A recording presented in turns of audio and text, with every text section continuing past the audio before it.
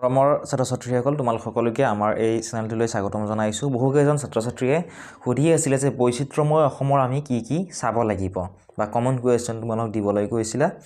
গতিকে চোৱা তোমালোকে এইটো 13 নম্বৰ কুৱেশ্যন আছে, এইটো চাই যাবা। বৈচিত্ৰ্যময় অসম নামৰ দ্ৰুতপাঠত সন্নিৱিষ্ট অসমৰ যিকোনো দুটা জনগোষ্ঠীৰ উৎসৱ পাৰ্বণ নাইবা ধৰ্মীয় ৰীতি-নীতিৰ বিষয়ে চমুকৈ লিখা।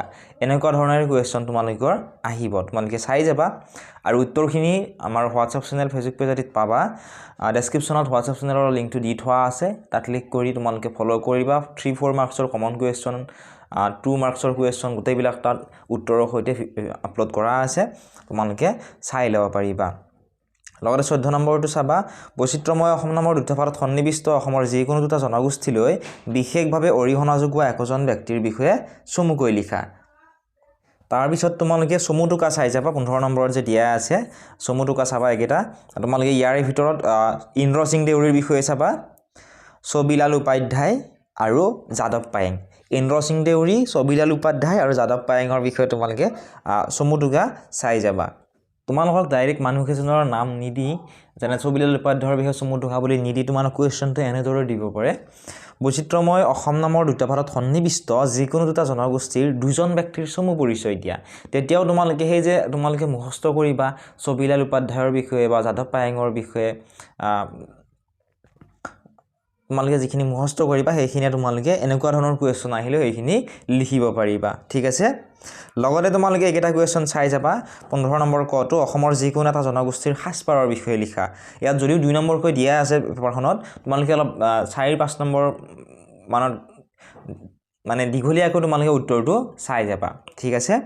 6 নম্বৰ দিছিল অসমৰ যিকোনো এটা জনগোষ্ঠীৰ পালন কৰা এটি উৎসৱৰ বিষয়ে লিখা। তোমালোক 4 নম্বৰ দিব পাৰে, ঠিক আছে, তোমালোকে ভালদৰে চাবা।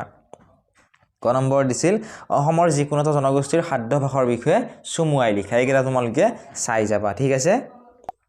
লগতে তোমালোকে যেটো 19 নম্বৰ কুৱেশ্যন আছে, বৈচিত্ৰ্যময় অসম নামৰ দ্ৰুতপাঠত সন্নিৱিষ্ট অসমৰ যিকোনো দুটা জনগোষ্ঠীৰ উৎসৱ পাৰ্বণ সম্পৰ্কে চমুকৈ লিখা। তো যিকোনো দুটা জনগোষ্ঠীৰ উৎসৱ পাৰ্বণ সম্পৰ্কে তোমালোকে ভালদৰে চাই যাবা। গতিকে এইখিনি চালে হ'ব, তোমালোকে ইয়াৰ পৰা তোমালোক কমন আহিব, কিন্তু প্ৰশ্নটো হয়তো উলট পালটকৈ দিব পাৰে। তোমালোকে ভালদৰে প্ৰশ্নটো পঢ়িবা, পঢ়ি তোমালোকে পঢ়িলে লিখিব পাৰিবা, ঠিক আছে। তোমালোকে চমু টোকাৰ পৰাই এনেকুৱা ধৰণৰ কুৱেশ্যন দিলেও লিখি দিব পাৰিবা। এইটো কুৱেশ্যন অহাৰে এনেকুৱা ধৰণৰ কুৱেশ্যন অহাৰে চান্স আছে প্ৰায়, তোমালোকে এইকেইটা চালে হ'ব, ঠিক আছে। আৰু 3-4 মাৰ্কছৰ কুৱেশ্যনসমূহ মই আপলোড কৰি দিছোঁ, ইম্পৰ্টেণ্ট কুৱেশ্যন প্ৰায় 20টা কুৱেশ্যন দিছোঁ, বহুত বেছি কুৱেশ্যন দিয়া নাই।